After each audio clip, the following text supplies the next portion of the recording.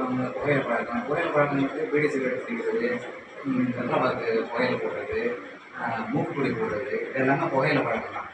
வீட்டில் வேறு யாரும் இருந்தாலும் அதை நீங்கள் வந்து சொல்லி இது மாதிரி புகையில பழக்கம் இருந்தால் கேன்சர் வரும். இப்போ உங்களுக்கெல்லாம் அந்த பழக்கம் நம்மளுக்கு தான் அந்த மாதிரி இல்லை. வெளிநாட்டிலலாம் இப்போ லேடிஸ் எல்லாம் கூட சிகரெட் பிடிக்கிறது உண்டு. அவங்களுக்குலாம் குழந்தை வந்து ஊனமாக பிறக்குது. நம்ம சைடில் நமக்கு அந்த மாதிரி பிறக்கிறதுக்கு காரணம் என்னென்னா சுற்றி சிகரெட் பிடிக்கிட்டு இருக்காங்க. அதை வந்து நம்ம சுவாசிக்கிறோம்னா நம்மளுக்கு தான் 60% குடிக்கிறவனை சிகரெட் குடிக்கிறவனை விட பக்கத்தில் இருந்து அந்த புகை இழுக்கிறவனுக்கு 60% தான். அவனுக்கு 40% தான் பாதிக்கும். இது பெரிய அநியாயமாக இருக்குது. அதனால் நீங்கள் அந்த ஸ்மெல்லை சுவாசிக்க கூடாது. யாரும் நம்ம குடும்பத்தில் இருந்தாலும் அவங்களையும் நிறைய சொல்லி இந்த மாதிரி வீடு சிகரெட்டு சூடு குடிக்காதீங்க அப்படின்னு சொல்லணுன்ற மாதிரி விழிப்புணர்வு ஏற்படுத்தணும். இப்போ நம்மளுக்கு வந்து நமக்கு பழக்கம் இல்லை, நம்ம லேடிஸ் பழக்கம் பெரும்பாலும் இல்லை.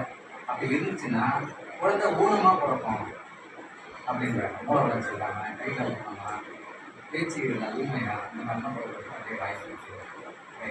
இப்போ வந்து ஏன் இளைஞர்கள் மத்தியில் சொல்கிறாங்க, இளைஞர்கள்லாம் இதுக்கு ரொம்ப பாதிக்கப்படுறாங்க. வயசானவங்க 50-60 வயசில் பழக்கம் தான் அவங்க சரி பண்ண போகிறது போகிற கேஸ் தான். இளைஞர்கள் நம்ம வாழ வேண்டிய ஆள்.